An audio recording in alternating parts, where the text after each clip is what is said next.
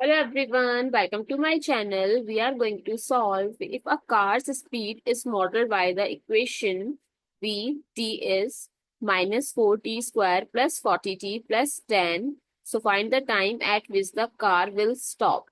So let's start with today's video solution. So car will stop, then the velocity will become 0. So t is equals to 0. So we will put in place of t 0. So minus 4 times 0 square plus 40 times 0 plus 10. So 0 plus 0 plus 10. So at which time the car will stop? The car will stop after 10 seconds.